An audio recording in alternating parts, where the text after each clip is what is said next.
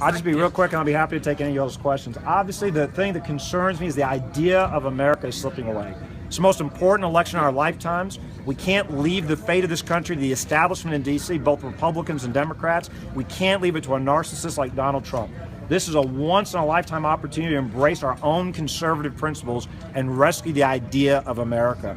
Obviously, I think I'm the candidate to do that. The voters will decide that. But the most important thing I wanted to communicate today is a sense of urgency. When you look at $18 trillion of debt, Planned Parenthood selling baby organs across the country, a president who has declared war on trans fats and a truce with Iran, these are perilous times for our country. The idea of America is slipping away. We must not let that happen.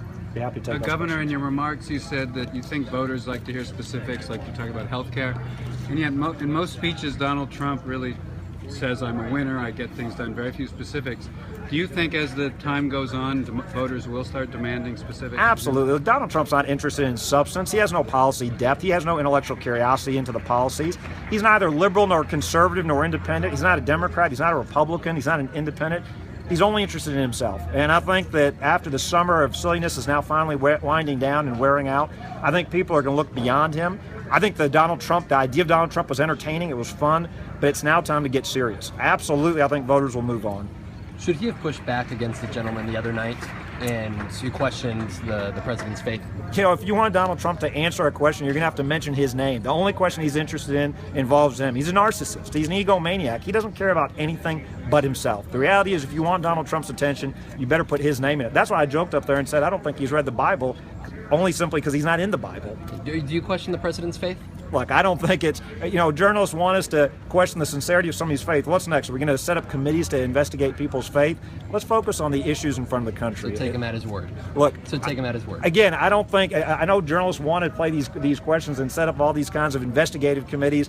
It's ridiculous. Questioning, the sincerity of somebody's faith. Let's focus on what's really important for America.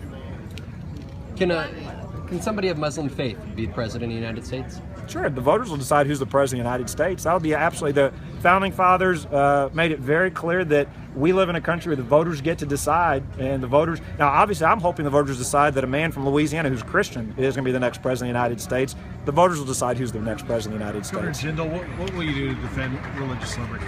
I think this is extremely important. On my very first day in office, I'll do as we've done in Louisiana, sign an executive order protecting those that have a traditional view of marriage from discrimination by their own government. We call it the Marriage Conscience Act in Louisiana. That'll make sure the IRS, for example, is not going after Christian schools, businesses, individuals for obeying their conscience, for believing in a traditional view of marriage like I do.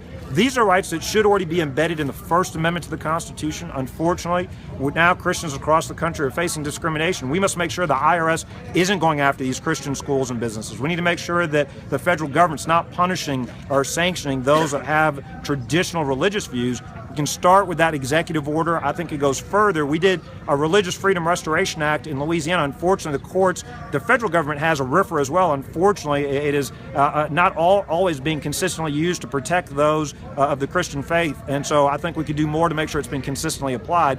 But on the first, I would sign that executive order, and then secondly, I would only appoint judges who understand our First Amendment rights to be able to live our lives 24 hours a day, 7 days a week, according to our sincerely held religious beliefs. When the left says we've got religious freedom, that just means that we can worship the way we want a couple of days a week. That's not religious liberty. That's not religious freedom. You've been pretty hard on congressional Republicans, and what could they do to further promote a pro-life cause? Well, look, right now, the issue right in front of them, they can stop funding for Planned Parenthood. These barbaric videos shock the conscience, not only those of us that are pro-life, but even those that may not yet be pro-life. And now is an opportunity for them to stand up for the courage of our convictions and our beliefs. Instead, you got Mitch McConnell giving up before the fight even starts.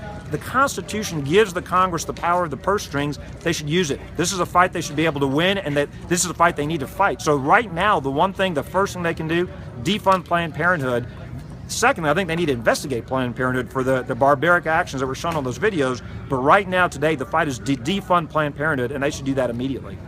Governor, why do you think Donald Trump is running for president, and why are you running for president? Look, I think Donald Trump is running for president to make Donald Trump great. I'm running for president to borrow Ronald Reagan's theme again, to make America great again. That's really what this election's about. It's about rescuing the idea of America. I want to make sure that I give everything I've got to rescue the idea of this great country. It is slipping away in front of us. And I worry that if we don't fight for it, that the next generation, they won't know the American dream. They won't know that it isn't about government dependence. The next generation won't grow up with the freedom, the opportunities we've enjoyed. This is about saving the idea of America. Governor, you've announced a series of town halls.